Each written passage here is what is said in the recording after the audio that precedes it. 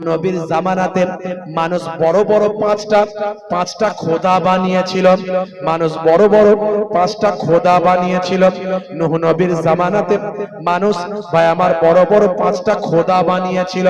হে তরুণ যুবকেরা, কোন খোদার নাম দিয়েছিল বিদ্যার খোদা, কাউকে বলেছিল পানির খোদা, কারো নাম দিয়েছিল রুজির খোদা, তারা নাম দিয়েছিল ওয়াদ, তারা নাম দিয়েছিল সুয়া, তারা নাম দিয়েছিল ইয়াগুস, তারা নাম দিয়েছিল ইয়াউক, তারা নাম দিয়েছিল নাসর। এই রকম বড় বড় পাঁচটা খোদা তারা বানিয়েছিল। হে তরুণ যুবকেরা, হে আমার মুরব্বিয়ানেরা, যেমন যুগে যুগে অন্যান্য নবীদের যুগেও তারা কি করত? খোদা বানাতো। হে তরুণ যুবকেরা, হে আমার মুরব্বিয়ানেরা, এই পাঁচজন হলেন নূহ নবীর জামানার ভালো মানুষ। এরা কিন্তু সব আল্লাহওয়ালা মানুষ। এই যে স্ট্যাচু তৈরি করা, তাকে খোদা বলা, এই সিস্টেম এলো কোথা থেকে? আদম নবীর জামানা থেকে ছিল না, পরবর্তীকালে। এই যে পাঁচজন মানুষ বললাম, এরা ছিল নূহ নবীর জামানার সবচেয়ে আল্লাহওয়ালা মানুষ, সবচেয়ে ইবাদত গুজার মানুষ। এদের দোয়া আল্লাহর দরবারে কবুল হতো। এরা যা বলতো আল্লাহ কবুল করতেন। এরা ছিলেন বড় বুজুর্গ বান্দা, বড় তাসাউফপন্থী মানুষ, আল্লাহর নেক বান্দা। এই মানুষগুলো মারা যাবার পরে তারা কি করলো? এই মানুষগুলোর কবর বানালো। এই মানুষগুলোর কবর বানিয়ে ভাইরা আমার তাদেরকে এবার সিজদা করতে লাগলো, যেমন মাজারে সিজদা করা শুরু হয়।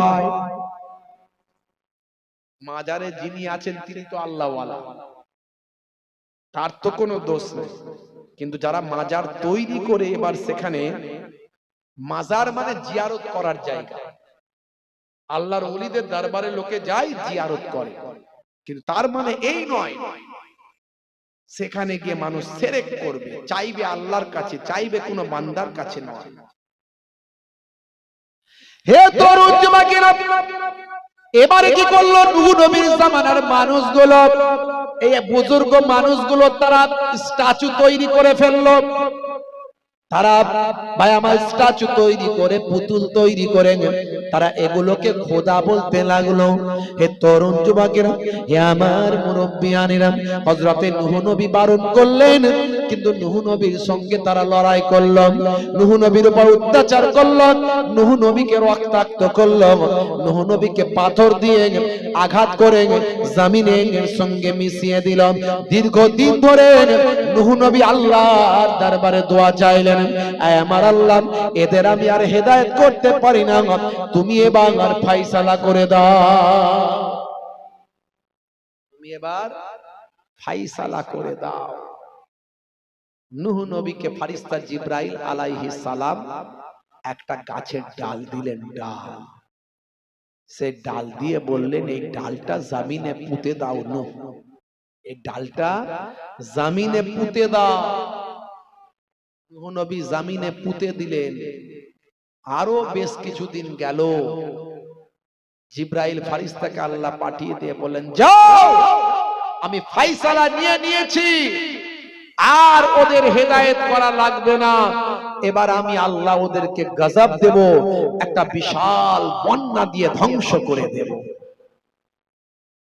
জিবরাইল ফেরেশতা বললেন, যান, ওই যে গাছটা, গাছের ডালটা আমি দিয়েছিলাম, ওই ডালটা আজ আর সরু নাই, আল্লাহর কুদরতি ক্ষমতায় বিশাল গাছ হয়ে গেছে, ওই গাছটাকে আপনি টুকরো করে ফেলুন, টুকরো করে আপনার উম্মতদের নিয়ে একটা বিশাল বড় জাহাজ তৈরি করুন।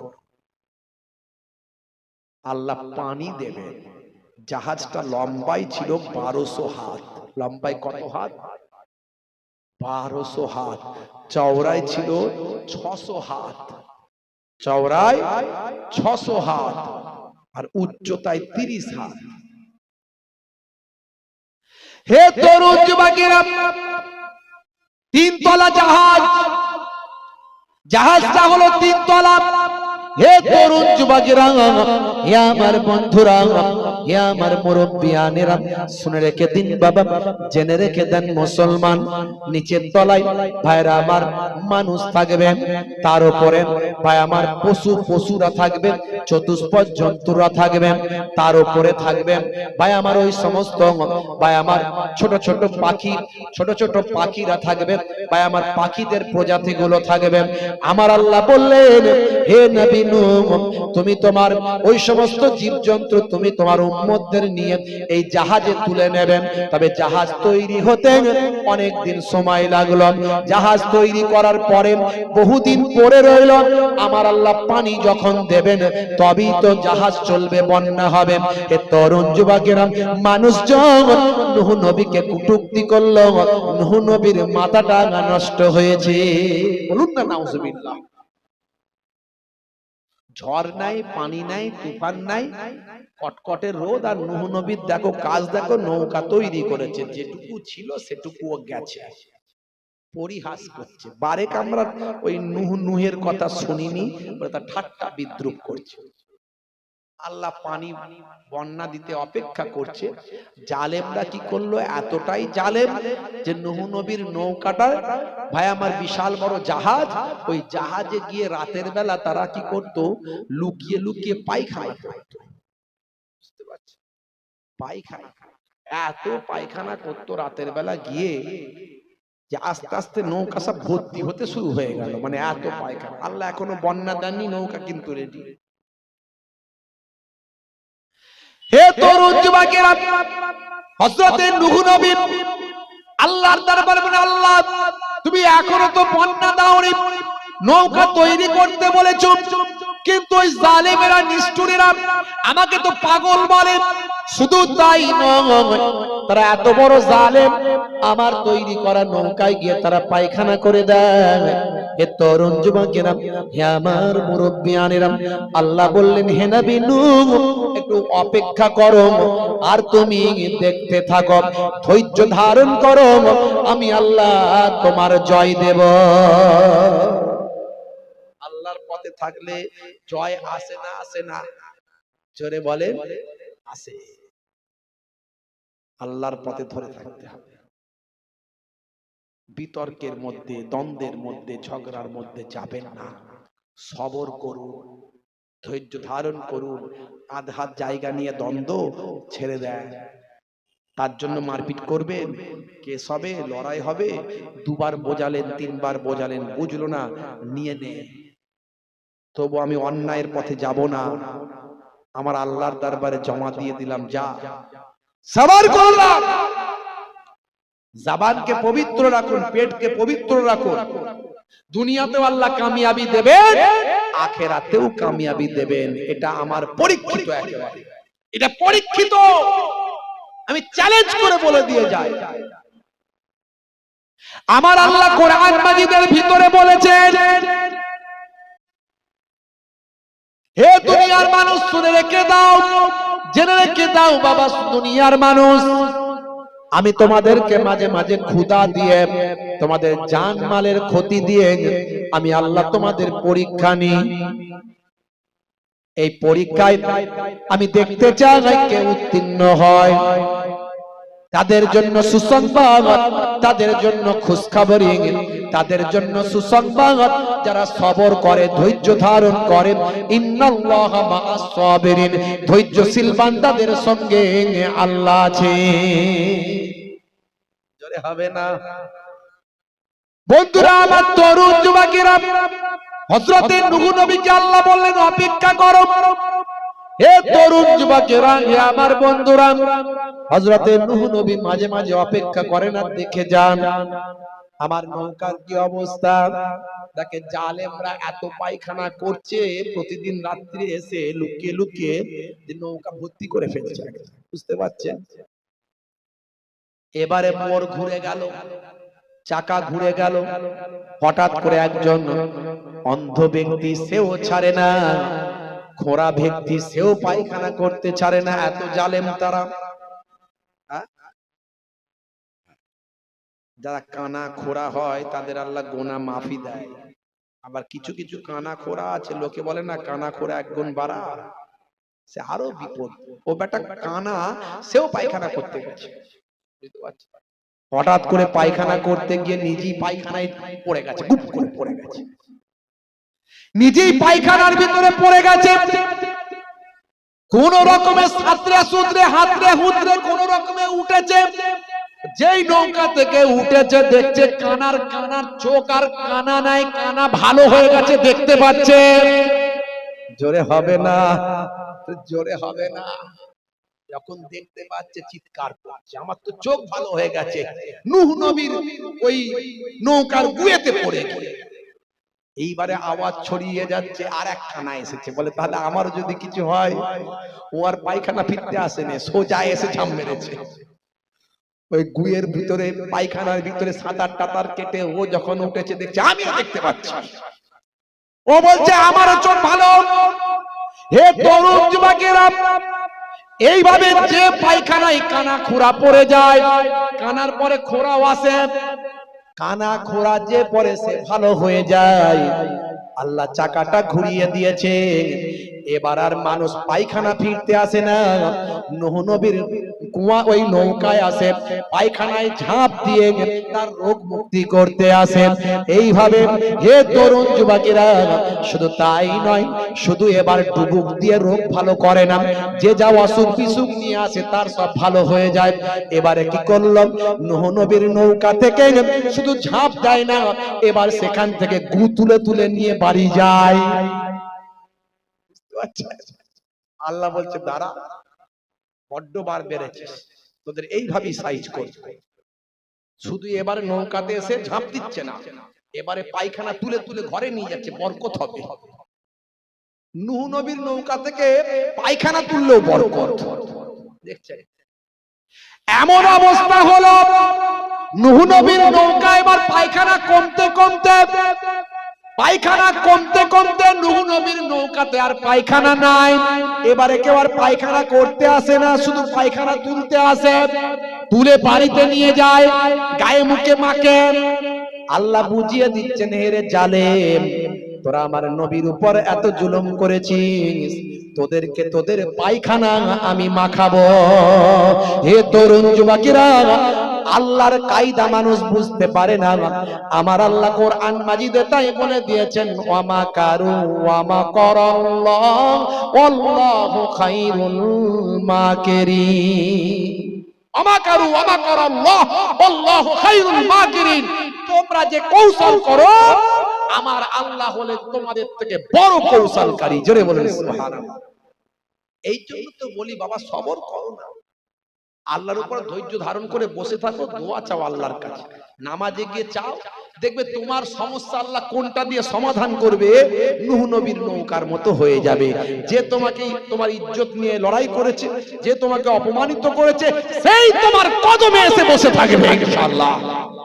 আমার আল্লাহ সব পারেন, কথা ঠিক না, কিন্তু সময় দিতে হবে, অপেক্ষা করতে হবে, ধৈর্যশীল বান্দা হতে হবে। কিন্তু আজকে আমরা ধৈর্য ছেড়ে দিয়েছি। ওরে তুই যদি চোর হস, আমি হব ডাকাত। তুই যদি কারুন হস, আমি হব ফেরাউন। ভাষা শুনলে মাথা খারাপ। এরা কারা? এরা আবার বলে নবীর উম্মত। লড়াইয়ের বেলায় ফার্স্ট, হিংসার বেলায় ফার্স্ট, চগলখড়ির বেলায় ফার্স্ট, গীবত চগলখড়ি গীবতের বেলায় ফার্স্ট। আবার বলে নবীর উম্মত, মল্লি নাকি জান্নাতে যাবে। আমার নবীর জীবনী ভালো করে পড়ো আর মানো। হে তরুণ যুবকেরা, হে আমার বন্ধুরা, শুনে রেখে দিন বাবা, জেনে রেখে দেন, যারা পায়খানা করেছিল নূহ নবীর নৌকাতে জাহাজে, তারা পায়খানা তো সব তুলে নিল। শুধু তাই নয়, এমন একটা সিচুয়েশন তৈরি হলো, নূহ নবীর নৌকাটা ধুয়ে ধুয়ে তারা পানিটা নিতে লাগলো। যদি ওই পানি থেকে বরকত হয়, এইভাবে নূহ নবীর নৌকাটাকে তারা চকচকে ঝকঝকে করে দিল। আল্লাহ বললেন, দেখো হে নবী নূহ, তুমি সাবার করেছিলে, ধৈর্য ধারণ করেছিলে, তুমি দুঃখ পেয়েছিলে, আমি আল্লাহ তোমার দুঃখকে দূর করে দিলাম। তবে এবার রেডি হয়ে যাও, আমার বন্যা এই জালেমেরা এবার দেখতে পাবে। নূহ নবী বললেন, চলো আমার ভক্ত মুরিদ যারা ভালোবাসার মানুষ আছে নৌকায় উঠে পড়ো, জোড়ায় জোড়ায় সবাইকে তুলে নাও, সবাইকে জোড়ায় জোড়ায় তুলে নাও। সবাইকে নূহ নবী জোড়ায় জোড়ায় সব তুলে নিলেন। সাপ বিচ্ছু তারাও কিন্তু ওঠার জন্য লাইন দিল, বলে আমরাও তো বাঁচবো না, বুঝতে পেরেছি এ আল্লাহ এমন বন্যা দেবেন, এ বন্যায় সাপ বিচ্ছু বাঁচবে না, তা আমরাও উঠবো। নূহ নবী বকলেন, এই উঠবি না, তোরা সাপ বিচ্ছু মানুষকে কষ্ট দিবি, কাটবি, তোরা আমার নৌকায় উঠবি না, মর। আয় নবী নূহ, আমাদের তাড়িয়ে দেবেন না, আমরাও তো বাঁচতে চাই, আমরাও তো বাঁচতে চাই, আপনার কাছে কথা দিচ্ছি, যদি কোনো মানুষ সালামুন আলা নূহিন যদি বলেন, আপনার নবীর নাম নিয়ে যদি সালাম দেয়, আমাদের সামনে যদি যখন পড়বেন আপনার নাম নিয়ে যদি সালাম দেয়, আমরা কথা দিচ্ছি আজকের দিনে ওয়াদা করছি আমরা তাকে কাটা থেকে কষ্ট দেওয়া থেকে আমরা সরে যাব। এই সালামুন আলা নূহিন ফিদ দুনিয়া, এটা আমার আল্লাহ কোরআন মাজিদে লিপিবদ্ধ করে দিলে। সাপ বিচ্ছু যখন পেয়ে যাবেন, সামনে চলে এসেছে, আপনাকে ভয় পেয়ে গেছেন, আপনাদেরকে ফস করেছেন, সালামুন আলা নূহিন, আপনি এই দোয়াটা পড়ুন, কোরআনের আয়াতটা এটুকু পড়ুন, ইনশাআল্লাহ তারা সরে চলে যাবে। জোরে বলেন সুবহানাল্লাহ। তবে ভাইরা আমার, ঈমানদার, আপনাকে ঈমানওয়ালা হতে হবে। হে তরুণ যুবকেরা, হে আমার বন্ধুরা, সেই নূহ নবীর জামানায় একজন বুড়ি মা এই বন্যার কিছুদিন আগে তিনি নূহ নবীর কাছে এসে ঈমানটা কবুল করেছেন। ও আমাদের পয়গম্বর নবী, আপনি আমাকে কালেমাটা পড়িয়ে দেন, আমি আপনাকে বিশ্বাস করি, আপনার আল্লাহকে এক বলে বিশ্বাস করি, আপনার কালেমা পড়ি, আপনার দেওয়া নামাজ আমি পড়ি, ইবাদত করি, আপনি আমাকে ঈমানদার বানিয়ে দেন। আল্লাহর নবী নূহ নবী সেই বুড়ি মাকে ঈমানদার বানালেন, বানিয়ে বললেন, ও মা, বুড়ি মা, খেয়াল রেখো মা, অল্প কিছুদিনের মধ্যে একটা বন্যা আসবে মা, এমন বন্যা হবে, বিশাল বন্যা, সেই বন্যাতে যারা আমার নৌকাতে উঠবে, যারা আমার জাহাজে উঠবে, তারাই কেবল বাঁচবে, পৃথিবীতে আর একজন পশু পাখি জীব জন্তু মানুষ বলে পৃথিবীতে কেউ থাকবে না। মা, বুড়ি মা, সেদিনটা খেয়াল রেখো মা, সেদিন আমার নৌকাতে এসে উঠো মা। হে তরুণ যুবকেরা, বুড়ি মা বললেন, ও আমার পয়গম্বর, আমি তো লক্ষ্য নজর রাখবো নিশ্চয়, কিন্তু আপনিও আমার দিকে একটু খেয়াল রাখবেন, আমার বয়স হয়েছে, আমি বুড়ি মা, আমি যদি ভুলে যাই আপনি যেন ভুলবেন না। যাও মা যাও, তবে মনে রেখো যতদিন তুমি বাঁচবে আল্লাহর ইবাদত করবেন, আল্লাহর জিকির করবেন, সর্ব অবস্থায় নিজের জবানে আল্লাহর নামটা নেবে,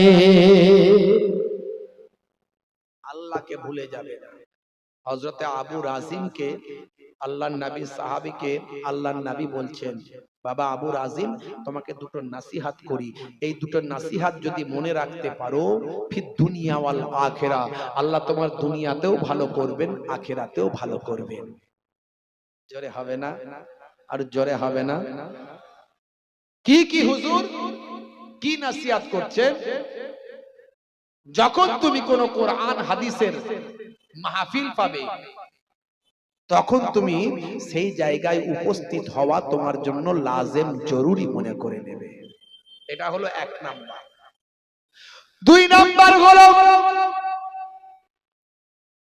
ফাইজা খালাউতা ফাহাররিক লিসানিকা মাস্তাতাআত বিযিকরিল্লাহ, যখন তুমি একাকী থাকবে বাবা আবু রাজিম, তোমার লিসানটা, তোমার জিহ্বাটা আল্লাহ আল্লাহ আল্লাহ আল্লাহ জিকিরে মশগুল রাখবেন। বাবা আবু রাজিম, এই দুটো কাজ যদি করতে পারো, আমি দয়ার নবী তোমাকে বলি, আমার আল্লাহ তোমার দুনিয়াতেও ভালো করবেন আর আখিরাতেও ভালো করবেন।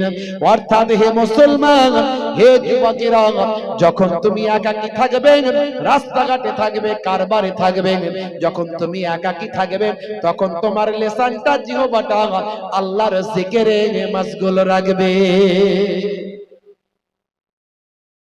মুসলমানের সবচেয়ে উপরে হলো আল্লাহ, ইমানের সবচেয়ে উপরে আল্লাহ। তার পরের স্টেজটা হলো আমার আপনার দয়ার নবী মুহাম্মদ মুস্তাফা রাসূলুল্লাহ সাল্লাল্লাহু আলাইহি ওয়াসাল্লাম। তার পরের স্টেজ ভাইরা আমার ওলি আউলিয়া, বাম্মা ওলি আউলিয়া। ওলি আউলিয়াকে নবীর স্টেজে পৌঁছে দিলে নবীর সঙ্গে খেয়ানত করা হবে, নবীর সঙ্গে জুলুম করা হবে। নবীর স্টেজকে আল্লাহর সঙ্গে সমান করে দিলে আল্লাহর সঙ্গে জুলুম করা হবে, শিরক করা হবে। এই থিওরিটা আমার মুজাদ্দিদুজ্জামান দাদা হুজুর কেবলা আমাদের ভালো করে বুঝিয়েছেন। কিন্তু বর্তমান সময়ে আমরা স্টেজ ঠিক রাখতে না পেরে অনেকে মুশরিক হচ্ছে, অনেকে বেদাতি হচ্ছে, অনেকে গুনাহগার জালেম হয়ে যাচ্ছে। এর থেকে আমাদের দূরে থাকতে হবে। যে সমস্ত আলেমরা কোরআন হাদিসের বিরুদ্ধে কাজ করছে, তাদেরকে শিখাতে আপনি পারবেন না। তারা জেনে শুনি করছে, তাদের থেকে দূরে থাকবেন। তাদের মজলিসে যাবেন না, তাদের ওয়াজ শুনবেন। যে আলেম বক্তাদের বক্তব্যের দ্বারা হিংসা ছড়াচ্ছে, ফিতনা ছড়াচ্ছে, দ্বন্দ্ব ছড়াচ্ছে, সকালবেলা লোকে মারপিট করছে, এই রকম বক্তাদের ওয়াজ শোনা চলবে না। এদের থেকে দূরে থাকবেন। হে তরুণ যুবকেরা, হে আমার বন্ধুরা, হে আমার মুরব্বিয়ারেরা, যারা প্রকৃত আল্লাহ প্রেমিক, যারা প্রকৃত নবী প্রেমিক, যারা প্রকৃত ওলি প্রেমিক, যারা শিরক করে না, বেদাত করে না, হাক্কানি আলেমদের মেনে চলে বাবা, যারা প্রকৃত মুজাদ্দিদুজ্জামানের মাসলাকটা মেনে চলেন, এই সমস্ত আলেমদের ওয়াজ যেখানে হবে সেই জায়গায় গিয়ে আপনি বসে যাবেন। বন্ধুরা আমার, তরুণ যুবকেরা আমার, হে আমার মুরব্বিয়ানিরা, আল্লাহর নবী বললেন, যখন তুমি বাবা কোন আলেমদের ওয়াজ যেখানে পাবেন, কোরআন হাদিসের আলোচনার মজলিসটা যেখানে পাবেন, সেই জায়গায় হাজিরা দেওয়া তোমার জন্য লাজিম জরুরি মনে করে নেবেন।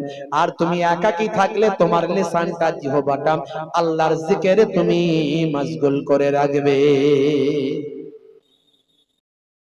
মুসলমানের ছেলে একা একা থাকলে তারা বিভিন্ন গান গায়, আছে না নাই?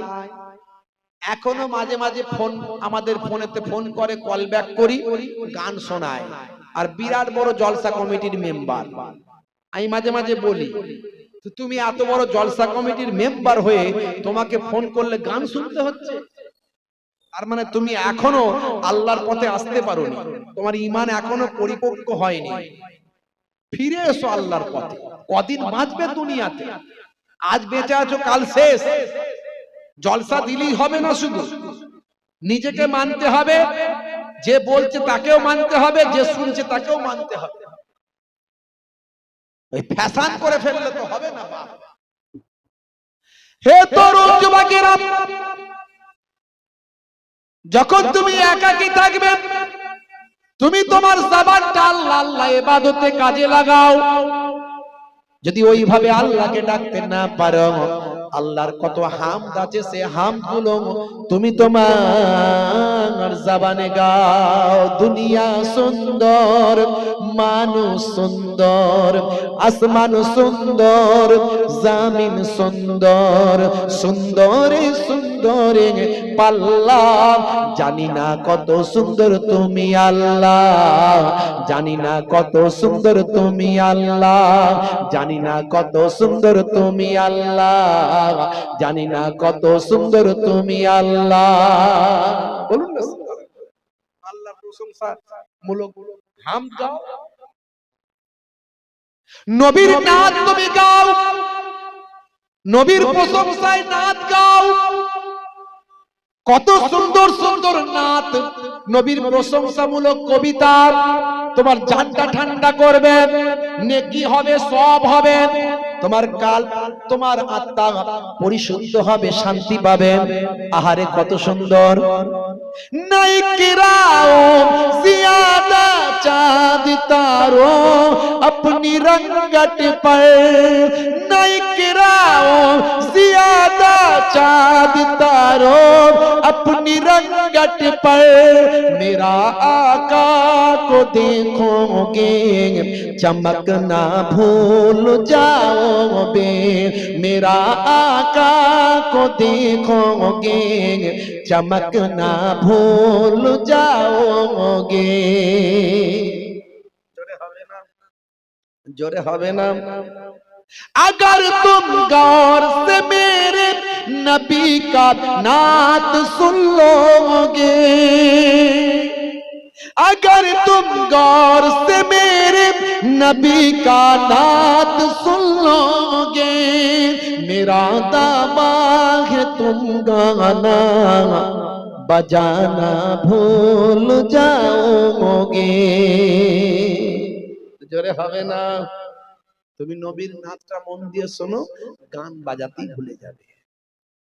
মুসলমানের ছেলে, ও টুনির মা তোমার টুনি হেই করেছে, ওই টুনির মা তোমার টুনি সেই করেছে, খালি টুনির মা করে পাগল হয়েছে। আছে না নাই? না আছে মানে, না আছে ব্যাখ্যা, না আছে শুনতে ভালো। আসলে ওরা তো নবীর নাচ শোনে না, তো শোনার মজাটা পাবে কোথায়? বুড়ি মাকে নূহ নবী বললেন, বুড়ি মা সব সময় তোমার জবানটাই আল্লাহর জিকিরে লাগিয়ে রাখবে। যাও মা, বুড়ি মা চলে যাও। বুড়ি মা চলে গেলেন হুজরায়। বেশ কিছুদিন কেটে গেল। হঠাৎ করে আমার আল্লাহ চুলোর ভিতর থেকে, উনুনের ভিতর থেকে পানি তুলতে শুরু করলেন। হদহদ করে পানি উঠতে শুরু করলো। এত পানি, এত পানি, এত পানি। হে তরুণ যুবকেরা, হে আমার মুরব্বিয়ানেরা, সেই পানিতে সবকিছু এবার ডুবতে লাগলো। মানুষ যারা জালেম তারা নূহ নবীর নৌকাতে তারা উঠলো না, যারা আল্লাহকে মানে না নূহ নবীর নৌকায় তারা উঠলো না। হে তরুণ যুবকেরা, নূহ নবী ঈমানদারদের সব নৌকাতে তুলে নিলেন। বিশাল বড় নৌকা, 1200 হাত লম্বা নৌকা, 600 হাত চওড়া নৌকা। হে তরুণ যুবকেরা, হে আমার মুরব্বিয়ানেরা, নূহ নবী তার যত ঈমানদার মুরিদ ভক্ত উম্মত ছিল সবাইকে তুললেন, পশু পাখিগুলোকে তুললেন, জোড়ায় জোড়ায় তুলে নিলেন। হে তরুণ যুবকেরা, হে আমার মুরব্বিয়ানেরা, শোনেন মুসলমান, নূহ নবীর সন্তান একটা ছিল বেঈমান কাফের, তার নাম ছিল কেনান। কেনানকে নূহ নবী বললেন, হে আমার প্রিয় সন্তান আমার, তুমি আমার নৌকাতে উঠে পড়ো। কেনান বলল, না না, আমার নৌকায় ওঠার প্রয়োজন নাই, তোমার আল্লাহ আমাকে ডুবাতে পারবে না, আমি পাহাড়ের উঁচাইতে শৃঙ্গের উপর উঠে যাব। নূহ নবী বললেন, হে কেনান, এটা সেই বন্যা নয়, এখানে বাঁচার কোনো রাস্তা থাকবে না। আল্লাহ যখন গজব দেন, বাঁচার রাস্তা আছে বাপ। ভুজের ভূমিকম্প, জাপানের ভূমিকম্প, গাইঘাটার ঝড়, সামান্য নমুনা এগুলো। খালি একটু রেক্টার স্কেলটা কাঁপিয়ে দেবে, তলার প্লেটটা একটু কেঁপে যাবে, ব্যাস। দেখেছেন আপনারা কিভাবে ভূমিকম্প হলো মায়ানমারে রোহিঙ্গা মুসলমান গুলোকে তারা জ্যান্ত পুড়িয়ে পুড়িয়ে মেরেছে। আল্লাহ বলছে, দাঁড়া, সময় নিচ্ছি। মাত্র এই 6-8 মাস আগে, এই তো কমাস আগে, আল্লাহ এমন প্লেটটাকে মায়ানমারে নড়িয়ে দিলেন, 10 তলা 20 তলা বিল্ডিং গুলো আপনারা মিডিয়ায় দেখেছেন, ইন্টারনেটে এখনো আছে, তাসের ঘরের মতো ভেঙে পড়ল। সরকারি হিসাব বলছে 10,000, বেসরকারিতে কত হাজার কেউ জানে না। তারপরেও বলবো, মৃত্যু কারো কামনা করি না, কিন্তু যেমন কর্ম কেউ করবে ফল তার তেমন আছে না নাই। হে তরুণ যুবকেরা, হে আমার বন্ধুরা, কেনান উঠলো না।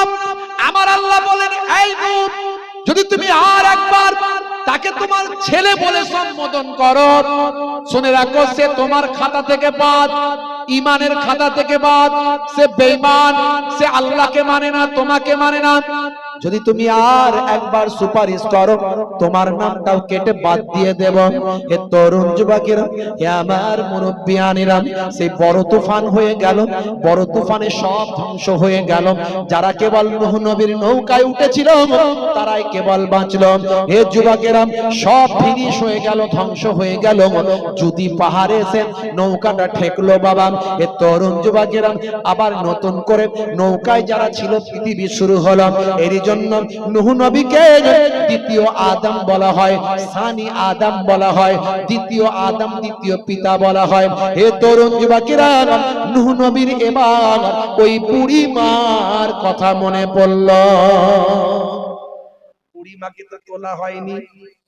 এই সাহাবীরা, বুড়ি মা কি উঠেছিল? বলে দেখিনি তো। আছে এখানে? বলে নাই। তুলেছিলাম মনে আছে? না তুলিনি হুজুর। সর্বনাশ, চলো তো দেখি বুড়িমার হুজরাটা কোথায় ছিল। চলো। বুড়িমার হুজরার কাছাকাছি যখন গেলেন, দেখতে পাচ্ছেন নূহ নবী একটা হুজরা যেন দূর থেকে দেখা যাচ্ছে। হাই রে হাই, যত কাছাকাছি আসছেন নূহ নবী, দেখে একটা হুজরা স্পষ্ট দেখা যায়। আর এই হুজরার ভিতরে একজন বুড়ি মা হুজরা থেকে বাইরে বের হন। নূহ নবী অবাক হয়ে গিয়ে বলেন, ওই মা গো, মা গো, মা, কি ব্যাপার মা, কেমন আছো মা? বুড়ি মা বলে, হুজুর আসসালামু আলাইকুম। আপনি এসেছেন হুজুর? আহা, আমি আপনার চিন্তায় করছিলাম কখন বন্যা চলে আসে, হুজুর কি আমাকে খবর দেবেন নাকি? ও আল্লাহর নবী, পয়গম্বর নূহ নবী, আমি বুঝতে পেরেছি আপনি আমার কাছে এসেছেন আমাকে বন্যার খবর দিতে। আপনি আমাকে ভুলে যান না হুজুর, আমাকে মনে রেখেছেন। বড় ভালো লাগছে, আমার হুজুর আমাকে মনে রেখেছে, আমার নবী আমাকে মনে রেখেছে। চলুন হুজুর, বলুন কখন আপনার কাছে যাব, কখন নৌকায় উঠব। আল্লাহর নবী নূহ নবী চোখ ভরা পানি, বুক ভরা বেদনা নিয়ে বললেন, মা বুড়ি মারে, আমি তোমার কাছে একটা কথা জানতে চাই, তুমি কেমন করে এই বিশাল বন্যায় বেঁচে আছো? বলে, হুজুর কি বলতে চান? বলে, মা বন্যা হয়ে গেছে। হুজুর বন্যা হয়ে গেছে? মা, আমি তোমাকে তুলতে ভুলে গেছি, তাই তোমার ঘরটা আমি দেখতে এসেছিলাম। মা, তুমি বন্যায় কেমন করে বাঁচলে একবার বলো। যেখানে পৃথিবীর কেউ বাঁচে না, সেখানে তুমি কেমন করে বাঁচলে? এমন সময় বুড়িমা বলেন, হুজুর বেয়াদবি নেবেন না, বন্যা কোনটা দিয়ে এসেছে আর গেছে আমি বুড়িমা টের পাইনি, বুঝতে পারিনি। জোরে হবে না, জোরে হবে না। কিতাবের মধ্যে দেখতে পাওয়া যায়, মাল্লাহুল মাওলা ফালাহুল কুল, বান্দা যখন আল্লাহর হয়ে যায়, কুল মাখলুকাত তার গোলাম হয়ে যায়। জোরে হবে না? আল্লাহর হয়ে যান, আল্লাহর উপর নির্ভরশীল হন, তাকওয়া বাড়ান, অন্তরটাকে পবিত্র করুন। এলেমের অভাব নাই, মাদ্রাসার অভাব নাই, ঘরে ঘরে আলেম হাফেজের অভাব নাই, কিন্তু তাকওয়াওয়ালা মানুষের অভাব আছে। তাকওয়াওয়ালা মানুষ হয়ে যান, জবানকে পবিত্র করুন, কালবকে পবিত্র করুন। অত বড় আলেম, অত বড় হুজুর, অত বড় পীর সাহেব, তারা যদি এমন হয়, তারা যদি যে কাঠ খাবে সে আংরা হবে, কবরে গেলে তার কবরে আপনি যাবেন না, সে জবাব দেবে। কথা ঠিক না ভুল? ओ शहरे मोहब्बत जहाँ मुस्तफा है, वही घर बनाने को दिल चाहता है। अल्लाहुम्मा सल्ली अला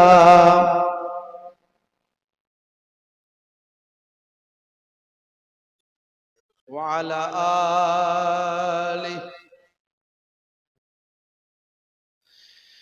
ओ नन्ना सा असगर जो एरी रगड़ कर यही कह रहा था ओ रोगा रो रो कर खीमे पर ओ नन्ना सास गए जो एरी रगए गए यही कह रहा था ओ खीमे में रो कर ऐ बाबा मैं पानी का प्यासा नहीं हूँ ऐ बाबा मैं पानी का प्यासा नहीं हूँ ऐ बाबा मैं पानी का प्यासा नहीं हूँ मेरा सर कटाने को दिल चाहता है वो शहरे मोहब्बत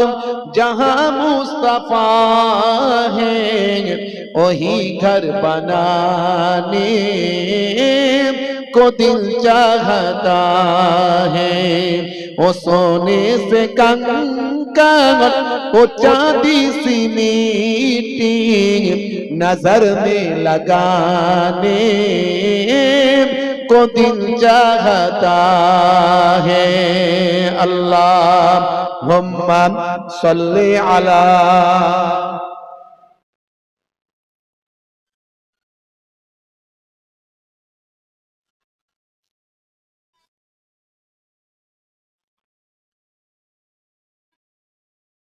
सितारों से ये चाहत कहता है हर दम सितारों से ये चाहत कहता है हर दम तुम्हें क्या बताऊं ओ टुकड़ों का आलम बोलुन ना सुभान अल्लाह जोरे হবে না তারাদেরকে চাঁদ বলছে তোমাকে আর কি বলবো ওই চাঁদ দুটুকরো হওয়ার জ্ঞান সেই আলম সম্পর্কে সেই জ্ঞান সম্পর্কে তোমাকে কি বলবো सितारों से ये चांद कहता है हर दम तुम्हें क्या बताऊं वो टुकड़ों का आलम इशारे पे आका इशारे में आका के इतना मजा था कि फिर टूट जाने को दिल चाहता है कि फिर टूट जाने को दिल चाहता है वो शहरे मोहब्बत जहाँ मुस्तफा है वही घर बनाने को दिल चाहता है अल्लाहुम्मा सल्ली अला व अला आलि सय्यिदिना আল্লাহ করে এই বসিরহাট এলাকার মানুষ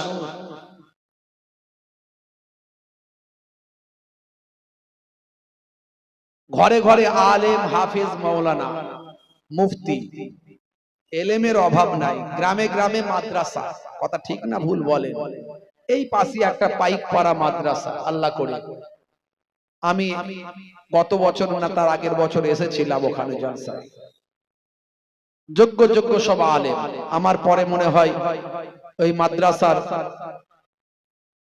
ওস্তাজে আলা সম্মানীয় হযরত তিনি আসবেন আমার পরে আলোচনা করবেন আমি এই মাত্র ভবানীপুর মাদ্রাসা থেকে ঘুরে এলাম জনাব হযরত মাওলানা ইয়াকুব আলী সাহেব অত্যন্ত প্রবীণ আলেম সম্মানীয় আলেম উনি অসুস্থ তো যাই হোক কিতাবের লাইব্রেরি আমাকে দেখালেন ইফতা বিভাগ আমাকে দেখালেন দাওরায়ে হাদিস ডিপার্টমেন্ট আমাকে দেখালেন জান ঠান্ডা হয়ে গেল বসিরহাট এলাকায় ঘরে ঘরে আলেম হাফেজ মাওলানা মুফতি এলেমের দিকে কমই নাই মাদ্রাসার দিকে কমই নাই এলেমের দিকে কমি নাই, মাদ্রাসাতে কমি নাই, হাফেজ মাওলানার অভাব নাই। আর বসিরহাট আল্লামা হুজুর বাহারুল উলুম, এলেমের সামান্দার, তার পাশের মানুষ, সেই সোহবত আপনাদের মধ্যে আছে। আল্লাহ করে সেদিক থেকে অভাব নাই। আমার যতটা মনে হয়েছে, দীর্ঘদিন এই বসিরহাট এলাকায় আমি ওয়াজ করতে আসি, আমার যতটা মনে হয়েছে অভাব একটা জায়গায় আছে আমাদের, সেটা হলো আমাদের তাকওয়া, পরহেজগারি, তাকওয়া। আর তাকওয়া হা হোনা, তাকওয়া এইখানে আছে। এলেমে তাকওয়া নাই, ইবাদতে তাকওয়া নাই, আমলে তাকওয়া নাই, দাড়িতে তাকওয়া নাই, টুপিতে তাকওয়া নাই, জুব্বাতে তাকওয়া নাই। আর তাকওয়া হা হোনা, নবী বলেছেন তাকওয়া আছে এইখানে। এইখানটা যার ভালো তার সারা শরীরটা ভালো, আর এইখানটা যার খারাপ তার সারা শরীরটা খারাপ। নিশ্চয়ই ইলমের গুরুত্ব আছে। আল্লাযীনা উতুল ইলমা দারাজাত, ইলমের গুরুত্ব আছে। কিন্তু ইবলিস শয়তানের থেকে বড় আলেম যতই চেষ্টা করেন হতে পারবেন না। পারবেন? পারবেন কেউ? ইবলিস শয়তানের থেকে বড় আলেম হওয়ার চেষ্টা করলে পারা যাবে ভাই? পারা যাবে না। সে তো জিন, জিনকে আল্লাহ ফারিস্তাদের উপরে সম্মান দিয়েছে, দিয়েছেন না দেননি? মুআল্লিমুল মালাকুত করেছিলেন না করেননি? তাহলে ইবলিস শয়তানের থেকে বড় আলেম আর কেউ হতে পারবে না। কিন্তু তার মধ্যে কি ছিল না? তাকওয়া ছিল না। তার মধ্যে কি ছিল না? আদব ছিল না। এলেমের অভাব ছিল না, আমলের অভাব ছিল না। আজকে সারা বিশ্বে দেখুন তো মুসলমান মার খাচ্ছে, কথা ঠিক না ভুল? কথা ঠিক না ভুল বলে? কেন মার খাচ্ছে? আমার নবীর জামানাতে কোন মুসলমান বিপদে পড়লে অন্য মুসলমান ছুটে গিয়ে তাকে সাহায্য করত। এখন আপনার গ্রামে আমি দায়িত্ব সহকারে বলতে পারি, আপনার গ্রামে এখন পলিটিক্যাল দল 10টা। কিছু লোক সিপিএম এর সমর্থক, কিছু লোক তৃণমূলের সমর্থক, কিছু লোক আইএসএফ এর সমর্থক, কিছু লোক কংগ্রেসের সমর্থক। আবার ধর্মীয় দিক থেকেও দল অনেক, কিছু লোক ওই গ্রুপের সমর্থক, কিছু লোক ওই গ্রুপের সমর্থক, কিছু অমুকের সমর্থক, কিছু অমুকের ভক্ত। আছে না নাই বলে? বিপদে পড়লে বলবে ও ওদের গ্রুপের ব্যাপার, বুঝে নি, ঠিক হয়েছে বেটা, বড্ড বেড়েছে। কথা ঠিক না ভুল? মার আমরা খাবো না তো কারা খাবে? রাস্তাঘাটে মুসলমান মার খাচ্ছে, আরো খাবে, তবেই তো ইমাম মাহাদি আসবেন। কথা ঠিক না ভুল? এসে সব কটাকে ঠান্ডা করে দেবেন। এখন আমরা যতই বলি, আমরা যারা সবাইকে ঐক্য করতে চাই, ইত্তেহাদ করতে চাই, আমরা যারা দ্বন্দ্ব পছন্দ করি না, আমরা বলি তুমি তোমার মাসলাক নিয়ে থাকো, তুমি তোমার দল নিয়ে থাকো, তুমি তোমার রাজনীতি নিয়ে থাকো, তুমি তোমার হুজুর নিয়ে থাকো, তুমি তোমার মৌলানা নিয়ে থাকো, কিন্তু কালেমার উপর সব এক হয়ে যাও। কালেমাতে কোনো বিভেদ নাই, কালেমাতে কোনো দ্বন্দ্ব নাই, কালেমাতে কোনো লড়াই নাই। সারা বিশ্বের মুসলমান কালেমার উপর এক ভাই। আল মুসলিমু আখুল মুসলিম। অন্য জায়গায় আল্লাহ বলছেন ইন্নামাল মুমিনুনা ইখওয়াত, অন্য জায়গায় নবী বলছেন লা তাকাতাউ ওয়ালা তাদাবারু ওয়ালা তাবাগাজু ওয়ালা তাহাসাদু ওয়া কুনু ইবাদাল্লাহি ইখওয়ানান, তোমরা একে অপরের ভাই হয়ে যাও। সেখানে কোনো দ্বন্দ্ব নাই। নবীর জামানায় এসব দলমত ছিল না বাপ। সাহাবায়ে কেরামদের মধ্যে জুজিয়াত মাসালা নিয়ে ইখতিলাফ থাকলেও তারা কিন্তু কোনো ব্যাপারে দ্বন্দ্ব করতেন না, সব ব্যাপারে নিজের একে অপরের ভাইয়ের মতো বন্ধুত্ব মিশতেন তারা। কিন্তু সেইটা থেকে আমরা সরে এসেছি, এই জন্য আজকে আমরা মুসলমান সব জায়গায় লাঞ্ছিত বঞ্চিত। কথা ঠিক না ভুল বলেন? এই সমস্যার সমাধান করা যাবে কি করে? আমরা আলেম ওলামারা মাঝে মাঝে বসি, আলোচনা করি যে এই সমস্যার সমাধানটা করব কি করে। বুঝতে পারছি? কম বেশি 100টা আলেম বক্তা, শুধু আলেম বলবো না, বক্তা যারা মানুষের কাছে দিন পৌঁছাচ্ছে, তাদের নিয়ে আমাদের একটা সংগঠন আছে, যাদেরকে আপনারা ইউটিউবে দেখেন। মাওলানা হিজবুল্লাহ আকুঞ্জি সাহেব, মাওলানা আব্দুল্লাহিল মারুফ আমিনী সাহেব, মাওলানা হাফেজ মুজাফফর সাহেব, এই রকম যাদেরকে আপনারা ইউটিউবে দেখেন, আমাদের একটা সংগঠন আছে। আমরা মাঝে মাঝে বসি, আমরা নিজেদের মধ্যে আগে ঠিক করছি যে আমরা যদি হুজুররা যদি ঠিক হই, তবে সাধারণ মানুষ ঠিক হবে। কথা ঠিক না ভুল? আর আমরা যদি স্টেজে উঠে ওকে খোঁচা মারি, ওকে খোঁচা মারি, সমাজ ঠিক থাকবে? সকালবেলা চায়ের দোকানে লড়াই হবে না? হবে না? সব গ্রুপ ভাগ। আমার নবী ইত্তেহাদ শিখিয়েছে, আমরা কোনটা ফরজ, কোনটা ওয়াজিব, কোনটা নফল, এই নিয়ে আমরা লড়াই করি। মাঝে মাঝে আমি বলি, এই হুজুররা এমন হয়েছি, আমরা এই হুজুররা এমন হয়েছি, আজকে আমাদের সম্মান নষ্ট হচ্ছে কেন? 10টা হুজুরকে যদি একটা ঘরেতে ঢুকিয়ে দেওয়া হয়, 10টা মাওলানাকে যদি একটা ঘরে ঢুকিয়ে দেওয়া হয়, সকালবেলা দেখবেন দুজন অ্যাকশন করে, অ্যাকশন হামমাডার, অ্যাকশন করে হামমাডার। কেন? কি হয়েছে না, ইনি বলেছেন ফরজ, উনি বলছেন ওয়াজিব। এখন কাটটা ঠিক, ফরজটা ঠিক না ওয়াজিবটা ঠিক? এই করতে গিয়ে দেখেননি কদিন আগে, তথ্য ছাড়া কথা বলবো না, বাংলাদেশের বিখ্যাত মসজিদ বাইতুল মুকাররম, সেই মসজিদে হুজুররা, মাওলানারা, নামাজিরা মারপিট করে মসজিদের কাঁচ ভেঙে ফেলেছে। দেখেছেন না? দেখেননি? খোঁজ খবর রাখেননি মনে হয়। তাহলে আমি কথাটা ভুল বলছি না। 10টা সাধারণ মানুষ ঘরে শুলে সকালবেলা উঠে তাদের মধ্যে ঝগড়া হয় না, কিন্তু 10টা হুজুরকে ঢুকিয়ে দেন, সকালবেলা উঠে দুজন হামমার্ডার হয়ে গেছে। কেন? কিন্তু এটা তো এরকম হওয়ার কথা ছিল না। আমার নবীর সাহাবায়ে কেরামরা তারা কেমন ভাবে জীবন যাপন করেছে?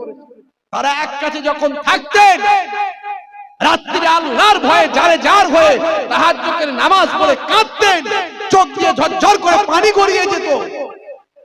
সকালবেলা তারা ঈমানে এতটা পরিপূর্ণ ছিল, তাদের সামনে কেউ অন্যায় করলে রক্ষা পাওয়ার উপায় নাই। তাদের ঈমানি শক্তি এত পাওয়ার বেশি ছিল, ময়দানে যখন নামতেন জালেমরা তাদের দেখে ভয় পেত। অথচ তারা আল্লাহর দরবারে এতটাই রোনাজারি করতেন, রাতের বেলা ঘুম থেকে উঠে ফজরের আজানের সময় একে অপরকে বলতেন, ভাই গায়ে পাটা লেগে গেলে কিছু মনে করো না, কিছু মনে করো না ভাই, পায়ে গায়ে পাটা লেগে গেলে কিছু মনে করো না। তাদের মধ্যে এই তাকওয়া, এই পরহেজগারি, এই খোদাভীরু, আজকে আমাদের মধ্যে একটু ভাবুন তো দেখি। হে তরুণ যুবকেরা, হে আমার বন্ধুরা, শুনে রেখে দিন বাবা, জেনে রেখে দেন। হে মুসলমান, একটু লক্ষ্য করুন, আল্লাহর নবী নবী নবী নবী নবী আমরা করি, নবীর জন্য জীবন দিতে পারি, নবীর জন্য আমরা কেস খেতে পারি, পারি কি পারি না?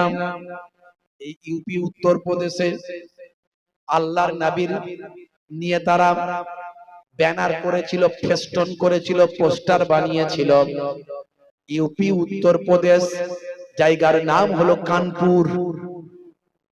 নবী দিবসের মাস, রবিউল আউয়াল মাস, বিভিন্ন জায়গায় আল্লাহর নবীর আগমনী বার্তাকে মানুষের কাছে ছড়িয়ে দিয়ে শান্তি সম্প্রীতির বার্তা মানুষ দেয়।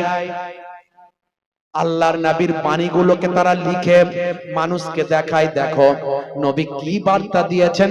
হে তরুণ যুবকেরা, আল্লাহর নবীর নামে স্লোগান দিয়ে মানুষকে তারা মিষ্টি খাওয়ায়, পানির বোতল দেয়, শান্তি সম্প্রীতির বার্তা দেয়। এটা এক ধরনের মিছিল। আবার এক ধরনের মিছিল বের হয় যেখানে ডিজে বাজে, আছে না নাই? ডিজে বাজে। মুসলমানের ছেলে আবার নাচানাচিও করে দেয়, জামা খুলে ঘোরাচ্ছে, এরকম ডিজেও বাজছে, ও নাচছে যেন গান বাজছে।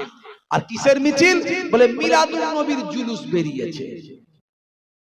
এইটা হারাম হয়ে যাবে আর ওইটা হালাল থাকবে।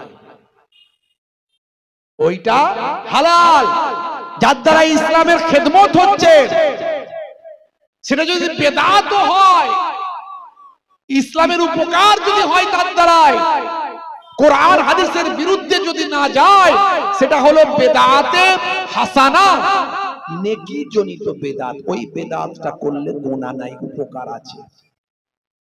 তাহলে মিছিলেরও দুটো কোয়ালিটি,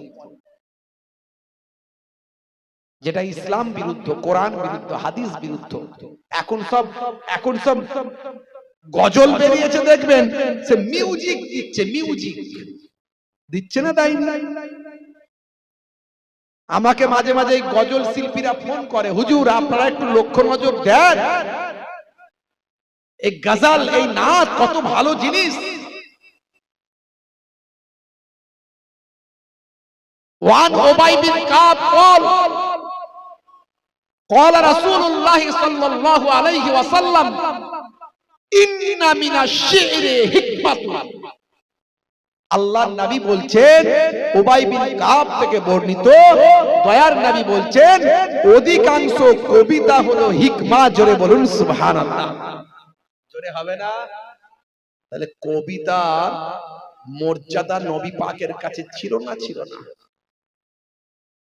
শুধু তাই নয়, কুফারে কুরাইশদের মাঝখানে তখন কবিতার একটা বিরাট মর্যাদা ছিল। যেমন ইমরাউল কায়েস, লাবিদ, আপনার কি বলবো, ওই যে আপনার আখতাল, তারপরে জারির, আর ওই খানসা, আরে কত কবি তখন ছিল। সব মুখাজ্জারাম কবি অনেকে ছিল। মুখাজ্জারাম মানে দুটো যুগ পেয়েছিল, pre Islamic period and Islamic period. both period he believed this life। সে তার জীবনে দুটো যুগকে অনুভব করেছিল। যেমন হাসান বিন সাবিত রাদিয়াল্লাহু তাআলা আনহু, his biggest poet of মুখাজ্জারাম পিরিয়ড। তিনি একজন বিখ্যাত কবি ছিলেন মুখাজ্জারাম পিরিয়ডের, মানে একজন pre Islamic period and Islamic period. আল্লাহ নবী তাকে বলেছেন শায়েরুর রাসূল, সে রাসূলের কবি। জোরে বলুন সুবহানাল্লাহ। কবিদের মর্যাদা ছিল না? ছিল না? মসজিদে নববীতে হাসান বিন সাবিত রাদিয়াল্লাহু তাআলা আনহুর জন্য একটা মেম্বার আল্লাহর নবী তৈরি করে দিয়েছিলেন। হাসান বিন সাবিত আল্লাহর নবীর প্রশংসায় কবিতা রচনা করতেন। কত মর্যাদা! কবিতা, নাত, এগুলোকে বলা হয় নাত, নাতে রাসূল, রাসূলের প্রশংসা। নাত মানে প্রশংসা। এর মধ্যে অনেক কবির কবিতার ভাব ভাগ ভাগ ইয়ে আছে, সব স্টেজ আছে, নাম আছে। ভাইরা আমার, হে তরুণ যুবকেরা, সেই কবিতা কি আমরা বলি গজল। সেই কবিতা যদি নবীর প্রশংসায় হয় তাহলে হয়ে যায় নাত। সেই কবিতা যদি আল্লাহর প্রশংসায় হয় সেটা বলি হামদ। হে তরুণ যুবকেরা, হে আমার মুরব্বিয়ানেরা, তাহলে হামদ, নাত, গজল এর একটা মর্যাদা ইসলামে আছে। আল্লাহর নবী বলেছেন অধিকাংশ কবিতা হলো হিকমা। হে যুবকেরা, আজকের যুগের শায়ের, আজকের যুগের কবি, আজকের যুগের শিল্পীরা সেই কবিতা, সেই নাত, সেই গজলকে নিয়ে গানের সঙ্গে তাল মিলিয়ে চলে আছে না নাই? তাতে মিউজিক দিচ্ছে, এমন মিউজিক দিচ্ছে, গান হচ্ছে না, গজল হচ্ছে, বোঝা যাচ্ছে না। এক যারা অবাঙালি তারা তো বলছে এটা কাওয়ালি জায়েজ, কাওয়ালি কাওয়ালি। আবার এমন ফতোয়া দিচ্ছে মাথা খারাপ হয়ে যায়, বলছে খাজা গরিব নওয়াজ নিজে কাওয়ালি করেছেন। বলুন না নাউজুবিল্লাহ। কোন প্রমাণ আছে খাজা গরিব নওয়াজ কাওয়ালি করেছেন? কোন প্রমাণ আছে? ইস, ইলজাম দিচ্ছে এইভাবে। বড় বড় ওলিয়া আউলিয়াদের নামে ইলজাম দিচ্ছে। তাদের দরবারগুলোকে, খাজা গরিব নওয়াজের দরবারে আপনি যান, দেখবেন সেখানে সব কাওয়ালি চলছে, গান বাজনা চলছে, বলছে এগুলো জায়েজ। এইভাবে ইসলামের ক্ষতি করছে। যদিও মুজাদ্দিদুজ জামান, কুতুবুল আলাম, আমিরুশ শরিয়াত, আল্লাহ তাকে জামানার মুজাদ্দিদ করেছিলেন, যুগ সংস্কারক করেছিলেন। তিনি এক সময় মুরিদিন মুহিব্বিনদের নিয়ে হিন্দুল ওলি খাজা গরিব নওয়াজ মাইনুদ্দিন চিশতি হুজুরের দরবারে গিয়েছিলেন। গিয়ে সেখানে বললেন, এই মুরিদানেরা, এই খাজা गरीब नवाज़ेर खादिमेरा, सुनो, तुम लोग जो काम कर रहे हो वो बिल्कुल गलत काम कर रहे हो। बोले कैसे मान लो आपका बात? आप जो सही बोल रहे हो तो हम लोग कैसे मान लू? ठीक है, मेरे पीछे बैठ जाओ, आंख बंद कर लो। हे तरुण जुवकेरा, খাজা গরিব নওয়াজের দরবারের খাদেমেরা, আমাদের আপনার পীর মুর্শিদ জামানার মুজাদ্দিদ, আল্লাহ তাকে কি নিয়ামত করেছিলেন?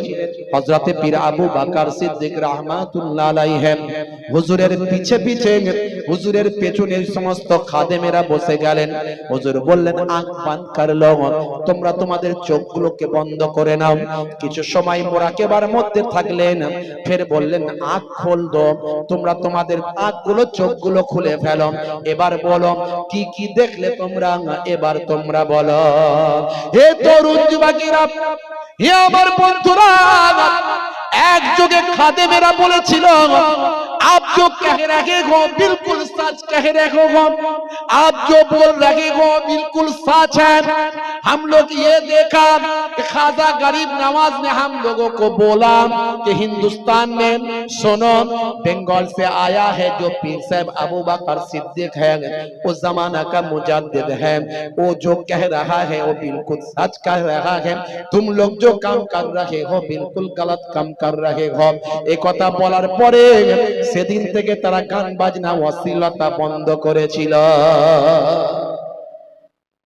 কিন্তু তাদের ব্যবসা বন্ধ হয়ে যাবে, ঠিক না ভুল? মাজার নিয়ে ব্যবসা হয় না, হয় না?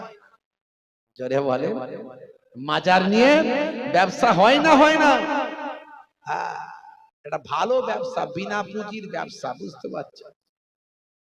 আমার দাদাজান পীরনগরী হুজুর ইন্তেকালের পরে প্রথম প্রথম তো কিছু এরকম মাজার ব্যবসায়ী এসে হাজির হয়েছিল, বলে আমরা একটু চাদর টাদর ভালো করে চড়িয়ে দিয়ে, একটু ভালো করে আগরবাতি ধূপবাতি দিয়ে একটু ভালো করে ধুয়ে পুছে ব্যবস্থা করতে চাই। আমরা বললাম, এটা এখানে হবে না ভাই, অন্য জায়গায় যাও, এখানে হবে না। हम मुजाद्दिद ज़मान पीर अबू बकर सिद्दीक रहमतुल्लाह अलैहि को मानने वाले हैं।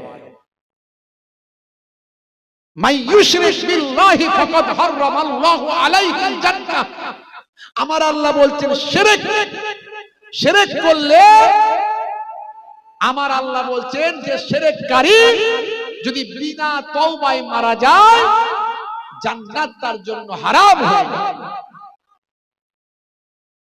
পীরের দরবারে গিয়ে, বাবা পীর রক্ষা করো, রক্ষা করার মালিক আল্লাহ না পীর বাবা? জোরে বলেন কে? হ্যাঁ,